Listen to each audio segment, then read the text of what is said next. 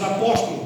Esta formação que eu acabei de dizer aos irmãos, não só do Novo Testamento, mas de toda a Bíblia Sagrada, ela está em ordem de assunto, não está em ordem cronológica. Porque se a Bíblia fosse formada em ordem cronológica, nós não teríamos o entendimento de alguns assuntos sobre aquilo que Deus queria falar, e ele se completasse, coeso, se formasse entre si. Então nós temos uma formação por ordem de assunto, não ordem cronológica. Por que estou dizendo isso aos irmãos? Porque se fôssemos colocar em ordem cronológica, o primeiro livro do Novo Testamento não seria Mateus, seria Marcos. E logo após o Evangelho de Jesus, que escreveu Lucas, não viria João, viria o livro de Atos dos Apóstolos. Depois, na sua casa, se você ler o capítulo 1 do livro de Atos dos Apóstolos, e você ler o capítulo 24 do livro de Lucas, os irmãos vão ver que o capítulo final de um e o capítulo inicial de outro, eles se completam, porque tanto o livro de Lucas como o livro de Atos dos Apóstolos foram escritos pela mesma pessoa, Lucas, o médico amado, que não estava entre os 12 apóstolos de Jesus, nunca viu Jesus, nunca conheceu Jesus, se converteu por obra do ministério missionário do apóstolo Paulo. Se os irmãos forem a Lucas capítulo 24, está Lucas narrando as últimas palavras de Jesus, dizendo aos seus discípulos: ficai na cidade de Jerusalém, até que do alto sejais revestidos de poder. Aí quando a gente vai a Atos dos Apóstolos, capítulo 1, e no versículo de número 8, Jesus também está dando as suas últimas palavras, igual no final de Lucas, antes do sua ascensão, do seu advento de subida em glória. E o que Jesus vai dizer em Atos? O cumprimento de Lucas, que é a mesma coisa, com outras palavras, mas o assunto é o mesmo. Jesus agora vai dizer: e há de vir sobre vós a virtude do Espírito Santo, e vocês receberão poder, e vocês ser-me-ão testemunha em Samaria e Judéia e até os confins da terra. Porque o final de um e o início do outro se completa, porque o mesmo se escreveram. E a Bíblia vai dizer que Jesus então foi assunto ao céu, e os irmãos se reuniram num total de 500, e depois foram desvalecendo a fé, e ficaram só 120 no cenáculo, que era a sala de jantar das casas antigas, orando, esperando essa descida desse advento, dessa plenitude do Espírito Santo. E a Bíblia diz em Atos dos Apóstolos, capítulo de número 2, que esse restante de 120 irmãos estavam reunidos numa casa, e de repente veio do céu um som veemente e impetuoso, e foram vistas entre eles línguas repartidas como de fogo. Era a promessa de Jesus se cumprindo.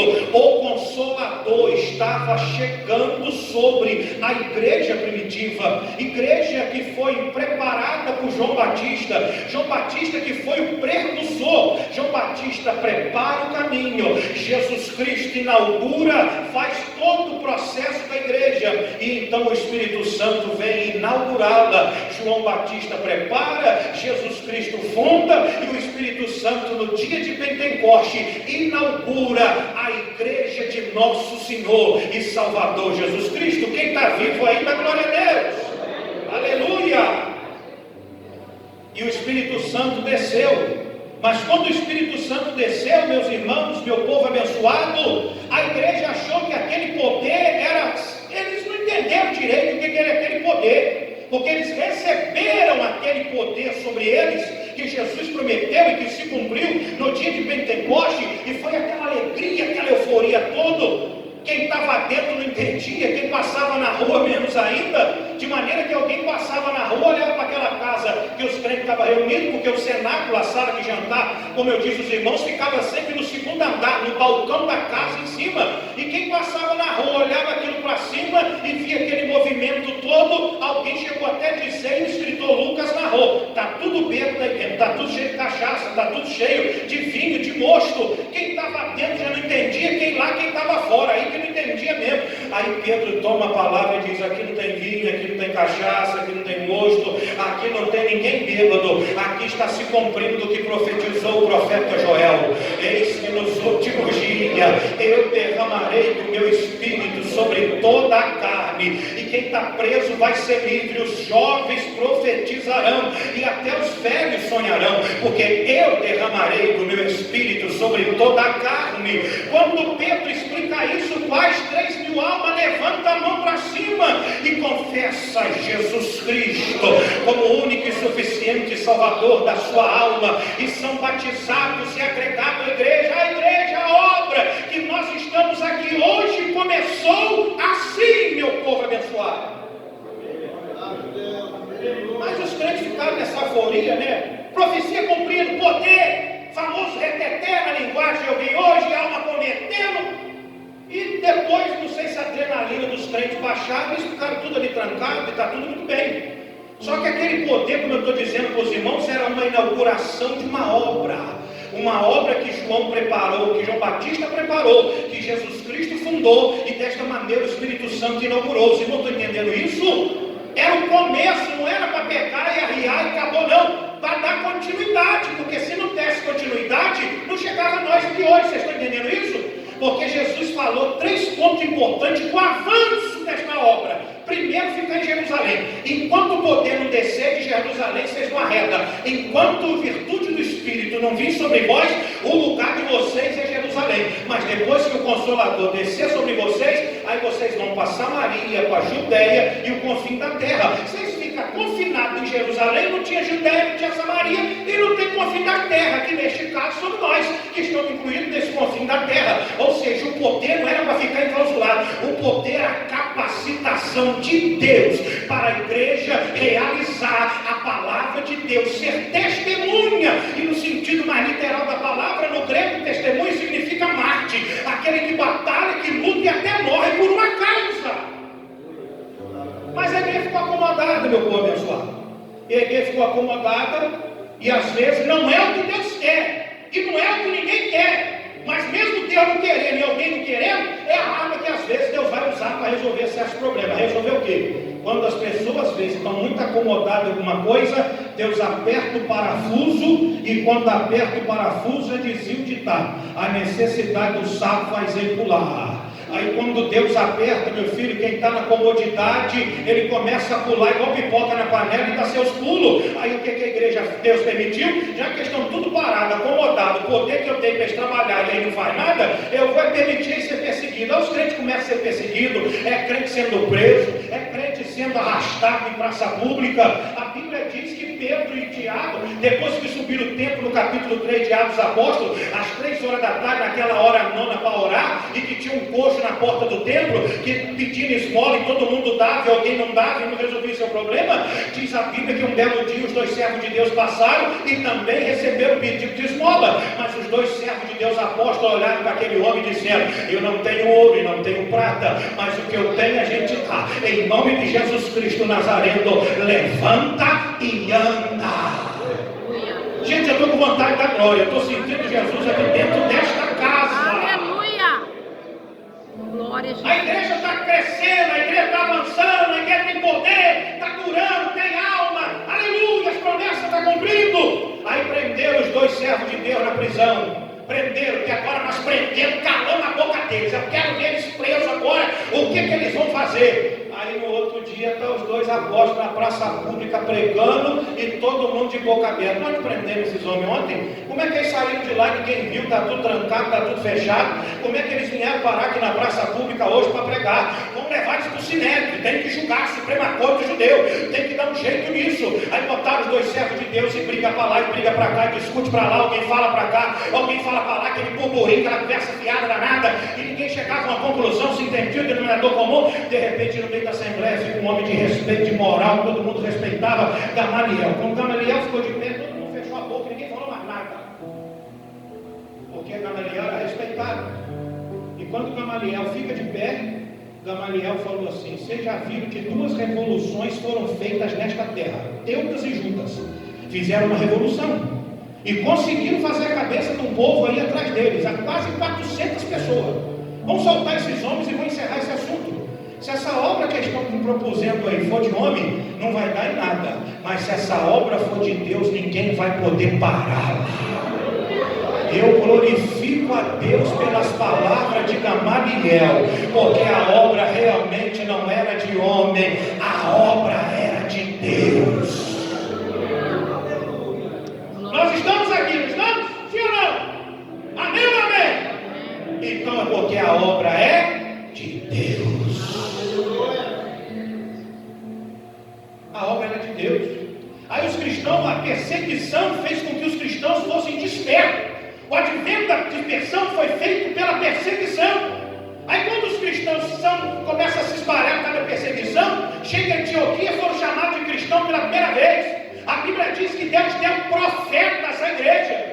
Levantou até um profeta inteligente de nome Ágabo, que profetizou até uma fome que aconteceu, que cumpriu. Deus honrou a palavra dele. A Bíblia diz que Deus tinha mestres na igreja. Tinha Estevão, que foi selecionado para o diaconato, mas era versado nas letras da lei de Moisés. E a igreja ia avançando, e a obra de Deus ia abençoando. Olha para mim, a igreja avançava e multiplicava. O negócio estava tão bom, que diz que com grande poder, eles pregavam com autoridade o nome de Jesus Cristo. E todo dia agregava-se a igreja, aumentava o número daqueles que se haviam de salvar. Olha para mim que eu vou te dizer, estava tudo indo bem. Eu vou contar 1, 2, 3, vou pedir vocês para repetir comigo, por gentileza. Estava tudo indo bem. Vamos lá? 1, 2, 3. Estava tudo indo bem. E quando tudo vai bem, tem um tinhoso que não fica satisfeito. Ah, não fica não. Quando está indo bem, ele não fica satisfeito. E você quer saber por que a obra estava dando tão bem? Estava acontecendo todas essas coisas boas que eu estou narrando para os irmãos? Vocês querem saber por que a obra estava indo bem? Alguém quer saber aí? A Bíblia diz, a obra avançava porque a mão de Deus estava sobre ela. Estava indo tudo bem porque a mão de Deus estava sobre a igreja. E quando a mão de Deus está sobre o negócio, tudo vai dar certo. Quando a mão de Deus não está, não dá certo. Mas quando a mão de Deus está, é sucesso, é vitória. Mas o inimigo não fica satisfeito. Ah, não fica. Satanás não fica satisfeito, pastor Eliani, ao ver a mão de Deus sobre a igreja e tudo dando certo. E sabe o que Satanás vai fazer? Satanás, ele sabe que ele não pode com a igreja. Satanás sabe que a igreja é mais forte do que ele. Satanás sabe que ele não pode destruir a igreja. Então o que ele vai fazer? Ele sabendo que ele não pode contra a igreja, que ele não pode destruir a igreja. Porque lá em Mateus 16, verso 16 está lá: as portas do inferno não prevalecerão contra a minha igreja. Satanás não pode destruir a igreja, e ele sabe disso. Sabendo disso, ele vai fazer o quê? Destruir ele não pode, mas maltratar ele consegue. Vocês estão entendendo isso? Destruir a igreja ele não pode, mas ele não vai deixar barato. Você acha que ele vai ficar comendo pipoca e festejando, alegre, com as coisas dando certo e não vai fazer nada? Ele vai fazer. Destruir com a igreja ele sabe que não pode, mas tentar atrapalhar e maltratar ele vai tentar. Porque a mão de Deus estava sobre a igreja e tudo estava dando certo. Aí o versículo 1 do capítulo 12 que nós lemos diz que Herodes estendeu a mão sobre a igreja para maltratá-la. Quem está vivo aí, dá glória a Deus. A mão de Deus estava sobre a igreja, tudo estava dando certo. Satanás não fica feliz e quando está dando certo vai deixar quieto sem fazer nada. Ele sabe que ele não pode contra a igreja. Destruir a igreja ele não consegue. Então ele vai maltratar a igreja. Ele vai tentar atrapalhar a igreja. E neste processo de maltratar e atrapalhar, sabe o que Satanás faz? Sempre foi a artimanha dele e até Jesus voltar ele não vai mudar. Ele tenta mexer com o alicerce, com o pilar da igreja. O negócio dele é ir na liderança, é no pilar, nos cabeças e destruir eles. Porque o profeta Amós vai dizer: quando fere o pastor, as ovelhas se dispersam. Aleluia! Eu não posso com a igreja destruir, eu não conseguirei jamais. Mas eu vou tentar maltratar e atrapalhar. Isso eu vou tentar, porque o negócio está bom e eu não vou engolir esse negócio bom, não vou. Isso é Satanás. Por que mataram Jesus? Vocês sabem por que mataram Jesus? Foi uma armação. A gente mata o cabeça deles e a obra morre junto com ele. Eu queria encontrar Pilatos e aquele monte de sacerdote dizer: adiantou nada, hein? E dar uma risadinha para eles. Adiantou nada, porque vocês mataram o nosso cabeça, mas 3 dias depois ele ressuscitou. E para vergonha de Satanás e toda a sua gangue, olha nós aí. A gente mata Jesus.